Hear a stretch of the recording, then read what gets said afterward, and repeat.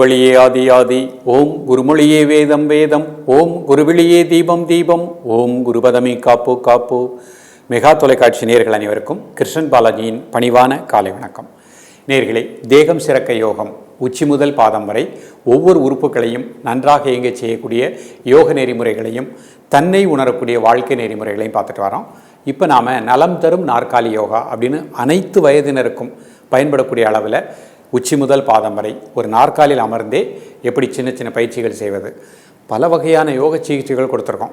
இப்போ காது இன்றைக்கு நம்ம பார்க்கக்கூடியது காது வலி, காது இரைச்சல், காதில் சத்தம் கேட்பது, காது கேட்காமல் இருப்பது, இது நிறைய நபர்களுக்கு இருக்குது.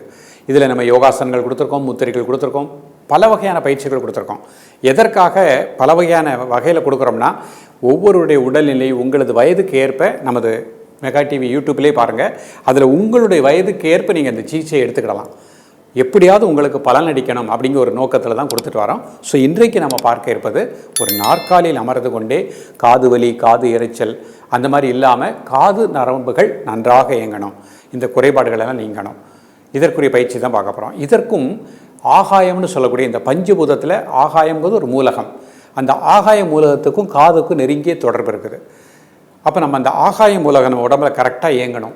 அது சரியாக இயங்குச்சு அப்படின்னாலே காது இரைச்சல் வராது, காதில் ஏற்படுகின்ற அந்த குறைபாடுகள் நீக்கப்படுகின்றன. அப்போது ஒரு சிகிச்சையாக நம்ம கொடுக்குறோம். இதை நீங்கள் நம்பிக்கையோடு முறையாக தினமுமே காலை மதிய மாலை 3 வேளையும் இந்த பயிற்சிகளை கரெக்டாக எடுத்துகிட்டே வாங்க. இன்றைக்கு நம்ம ஒரு முத்திரை பார்க்க போகிறோம், ஒரு சின்ன தியானம் பார்க்க போகிறோம். அந்த முத்திரைகளின் மூலமாகவும் நாற்காலில் அமர்ந்து கொண்டே சின்ன ஒரு உடலை வளைக்கக்கூடிய ஒரு எளிமையான பயிற்சியின் மூலமாகவும் இந்த காது இரைச்சலுக்கு முற்றுப்புள்ளி வைத்து விடலாம். இது அந்த மாதிரி ப்ராப்ளம் உள்ளவங்க தான் பண்ணணும்னு இல்லை, எல்லோருமே பண்ணலாம். இப்பொழுது காதில் எந்த ஒரு இரைச்சல் இல்லை, நன்றாக இருக்கின்றது. இன்றைக்கு கற்றுக் கொடுக்கக்கூடிய பயிற்சியை ஒரே ஒரு வேலை பண்ணுங்கள், 10 நிமிடம் தான். தினமும் ப்ராக்டிஸ் பண்ணிவிட்டு வாங்க. வயது ஆக ஆக உங்களுக்கு காது சம்மந்தப்பட்ட எந்த பிரச்சனையும் வராது. ஸோ அவ்வளவு எளிமையான பயிற்சியை தான் உங்களுக்கு வடிவமைத்து கொடுத்துள்ளோம். இப்பொழுது இதனுடைய செயல்முறை விளக்கத்தை தெளிவாக காண்போம்.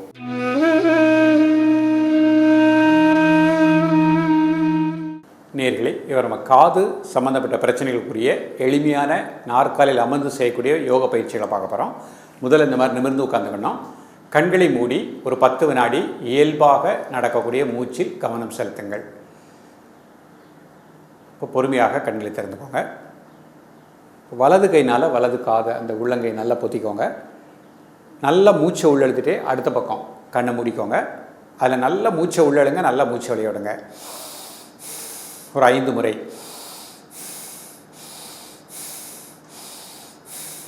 நேராக வந்துடுங்க பொறுமையாக. இந்த கை கீழே வச்சுக்கோங்க. அடுத்த கைனால் அடுத்த காதை க்ளோஸ் பண்ணிக்கோங்க. கண்ணை மூடிக்கோங்க. அடுத்த பக்கம் நல்லா முடிஞ்ச அளவு சாய்ங்க. கண்ணை மூடிட்டு நல்லா மூச்சை உள்ளெழுத்து மூச்சை வெளியிடுங்க.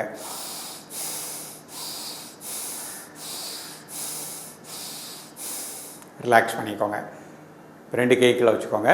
இப்போ 2 கைனால் 2 காதை க்ளோஸ் பண்ணிக்கோங்க. நல்லா மூச்சு வெளியே விட்டுட்டு முடிஞ்ச அளவு கிளக்குனிங்க.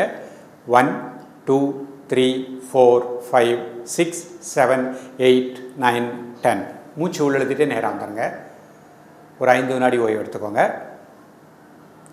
மீண்டும் 2 கைனால் 2 காதை க்ளோஸ் பண்ணிக்கோங்க. நல்லா மூச்சு வெளியே விட்டுட்டே கிளக்குனிங்க. 1 2 3 4 5 6 7 8 9 10. மூச்சு உள்ளெழுத்திட்டே நேராக வந்துடுங்க. இப்போ கைகளை இந்த மாதிரி வச்சுக்கோங்க. இந்த இடத்துல ஒரு சின்ன அழுத்தம், ஒரு 5 முதல் 6 வரை.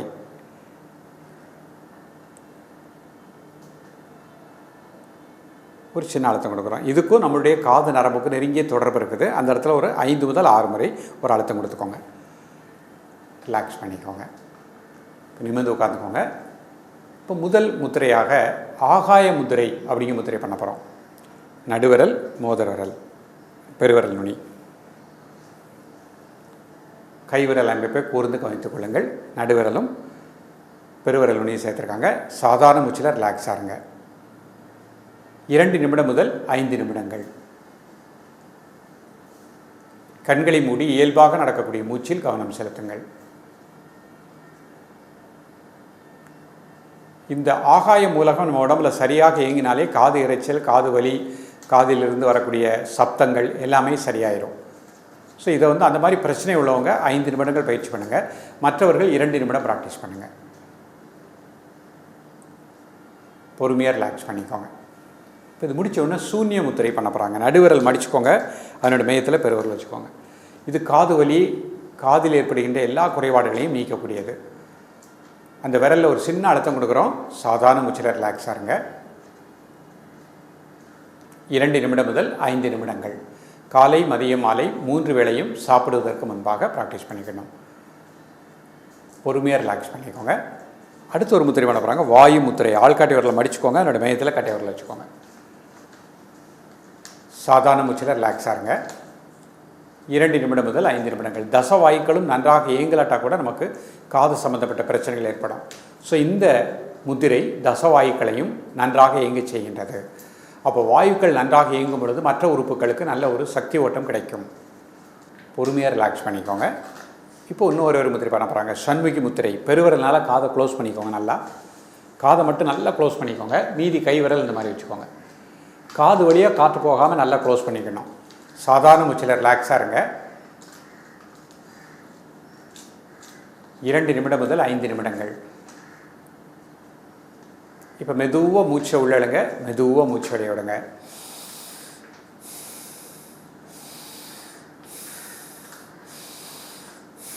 ஒரு 5 முறை நல்லா மூச்சை உள்ளெழுத்து மூச்சு வெளியே விடுங்க. அதுக்கப்புறம் சாதாரண மூச்சில் 1 நிமிடம் இயல்பாக நடக்கக்கூடிய மூச்சில் கவனம் செலுத்துங்கள். காதை மட்டும் நன்றாக க்ளோஸ் பண்ணியிருக்காங்க. காது வழியாக மூச்சு போகலை. மற்ற உறுப்புகள் இந்த மாதிரி கை வச்சுருக்காங்க. இந்த பயிற்சி பண்ணும்போது நம்ம காதுக்குள்ளே உயின்னு வண்டினுடைய ரீங்காரம் போல் ஒரு ஓம்கார ஒலி கேட்கும். அது அநாகத ஒலி. அந்த ஒலியின் மூலமாகத்தான் இந்த காது இரைச்சல் எல்லாமே நமக்கு இந்த முத்திரையின் மூலமாக சரி செய்யப்படுகின்றது. பொறுமையாக ரிலாக்ஸ் பண்ணிக்கோங்க. இப்போ மீண்டும் ஒரு முறை இந்த முத்திரை பண்ண போகிறாங்க. முதல் முத்திரை ஆகாய முத்திரை. நடுவிரல், பெருவிரல் நுனி. கண்களை மூடி இயல்பாக நடக்கக்கூடிய மூச்சில் கவனம் செலுத்துங்கள். கைவிரல் அமைப்பை கூர்ந்து கவனித்துக் கொள்ளுங்கள். இது ஆகாய மூலகம் நம்ம உடம்பில் நன்றாக இயங்கும். அது நன்றாக இயங்கினாலே காது சம்பந்தப்பட்ட பிரச்சனைகள் அனைத்துமே முழுமையான தீர்வு கிடைக்கும். பொறுமையாக ரிலாக்ஸ் பண்ணிக்கோங்க. அடுத்து சூன்ய முத்திரை. நடுவிரல் மடிச்சுக்கோங்க, அதனோட மையத்தில் பெருவிரல் வச்சுக்கோங்க. இது காது வலி, காது வீக்கம், காதில் ஒரு இரைச்சல் கேட்பது அனைத்திற்குமே நல்ல ஒரு பலன் கிடைக்கும். அது சம்பந்தப்பட்ட அனைத்து பிரச்சனைகளுக்கும் இந்த முத்திரையின் மூலமாக முழுமையான தீர்வு கிடைக்கும். 2 நிமிடம் முதல் 5 நிமிடங்கள்.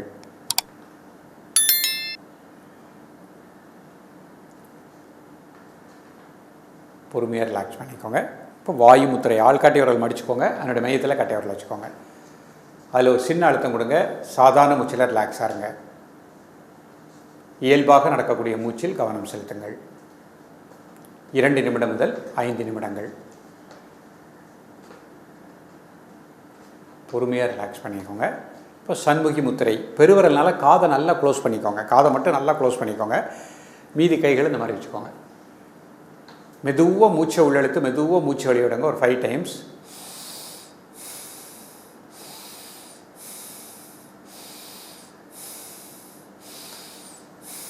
இப்போ சாதாரண மூச்சில் ரிலாக்ஸாக இருங்க. 2 நிமிடங்கள்.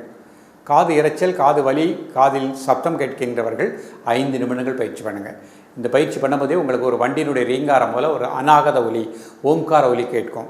அதனுடைய அதிர்வலைகள் காது சம்பந்தப்பட்ட அனைத்து பிரச்சனைகளுக்கும் முற்றுப்புள்ளி வைக்கின்றன. பொறுமையாக ரிலாக்ஸ் பண்ணிக்கோங்க. இப்போ ஒரு கையினால் ஒரு காதை க்ளோஸ் பண்ணிக்கோங்க. மூச்சு உள்ளெடுத்துட்டு அடுத்த பக்கம் மெதுவாக சாய்ங்க. கண்ணை மூடிக்கோங்க. 1 2 3 4 5 6 7 8 9 10. மூச்சு வெளியே விட்டு நேராக இருங்க. அடுத்த கையினால் அடுத்த காதை க்ளோஸ் பண்ணிக்கோங்க. மெதுவாக மூச்சு உள்ள எடுத்துகிட்டு அடுத்த பக்கம் 1 2 3 4 5 6 7 8 9 10. ரிலாக்ஸ் பண்ணிக்கோங்க. இப்போ 2 கையினால் 2 காதை க்ளோஸ் பண்ணிக்கோங்க. மெதுவாக மூச்சு வெளியே விட்டுட்டே மெதுவாக கிளப்புனீங்க. 1 2 3 4 5 6 7 8 9 10. மெதுவாக மூச்சு வெளியிட்டே நேராங்க. மீண்டும் ஒரு முறை மெதுவாக மூச்சு வெளியே விட்டுட்டே கிளப்புனீங்க. 1 2 3 4 5 6 7 8 9 10. நேராக வந்துடுங்க. இப்போ கைகளை இந்த மாதிரி வச்சுக்கோங்க. இந்த இடத்துல ஒரு 10 முறை ஒரு அழுத்தம் கொடுங்க. ஆள்காட்டி வரனால ஒரு 10 முறை அழுத்தம் கொடுங்க. இது கொடுக்கும் பொழுதே உங்களுக்கு அந்த காது பக்கத்தில் ஒரு சின்ன ஒரு உணர்வு தெரியும். உங்களால் நல்லா மைனூட்டாக அழுத்தம் கொடுத்தீங்கன்னா உங்களால் ஃபீல் பண்ண முடியும். ஒரு 10 டைம்ஸ் ஒரு சின்ன ப்ரெஷர் கொடுங்க. கைகள் அப்படி சின்முத்திரை வச்சுக்கோங்க.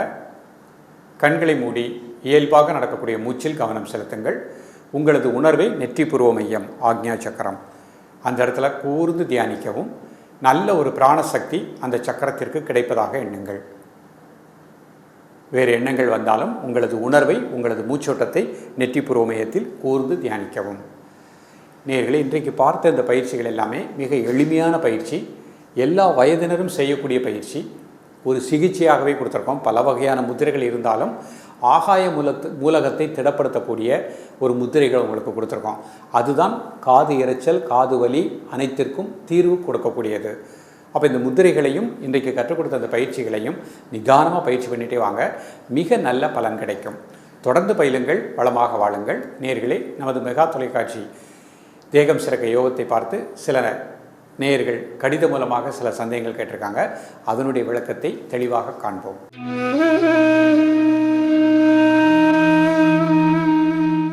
நேயர்களே, சசிகலா அப்படிங்கிறவங்க கள்ளக்குறிச்சியிலேருந்து, அவங்களுக்கு ஒரு 6 வருடங்களுக்கு முன்பாக 10 அடி உயரத்திலிருந்து தலைகளாக விழுந்த விபத்தில் அந்த D4 எலும்பு கிராக் உள்ளது.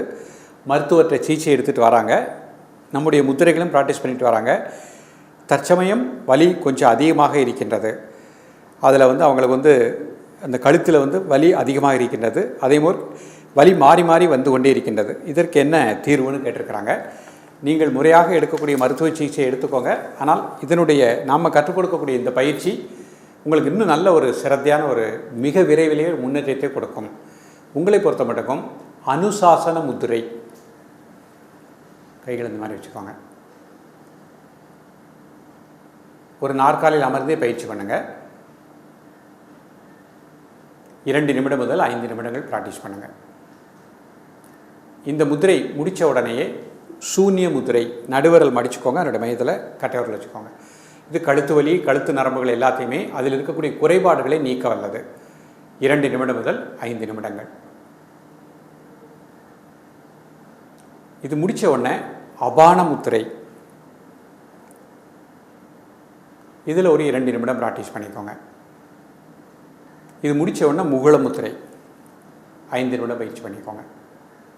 ஸோ உங்களை பொறுத்த மட்டும் இந்த முத்திரைகளை ஒவ்வொன்றாக பொறுமையாக பண்ணிகிட்டே வாங்க. இந்த 2 கைகளையும் இந்த மாதிரி கழுத்துக்கு பின்னாக்க வச்சுட்டு நல்லா மூச்சை உள்ளெழுத்து மூச்சு வெளியே விடுங்க.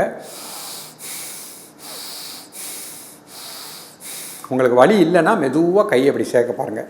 பெயின் இருந்துச்சுன்னா ரிலாக்ஸ் பண்ணிக்கோங்க.